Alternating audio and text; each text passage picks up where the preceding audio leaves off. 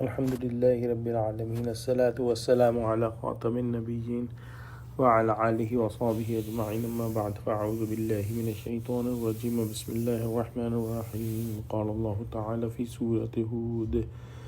فلا تك في مرية مما يعبد هؤلاء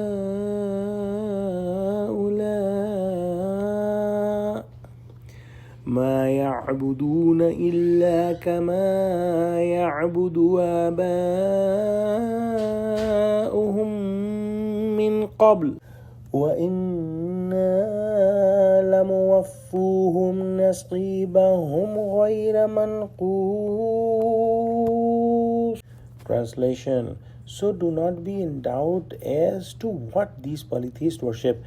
They worship not except as what their fathers worshipped before, and indeed we shall pay them in full their share, not curtailing or diminishing it. Meaning that there are so many people who are involved in polytheism and they are doing it because Allah subhanahu wa ta'ala has allowed them for a specific period of time, and when they are doing it and not getting any punishment right away is not anything that one should get deceived. These people are just following whatever their forefathers did and they are not pondering upon it. They are just following their forefathers blindly. The false god did not help the forefather, so how come they can help these people who are doing the polytheism now?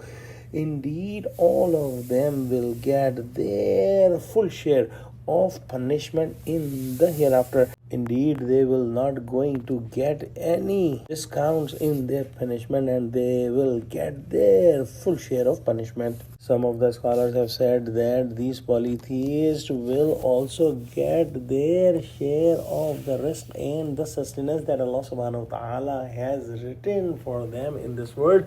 So their sins will not decrease their worldly sustenance, but in the hereafter they will get full punishment of what they did in the world. Let's pray that Allah subhanahu wa ta'ala give us true understanding of Quran and connect us with the absolute Tawheed. Ameen.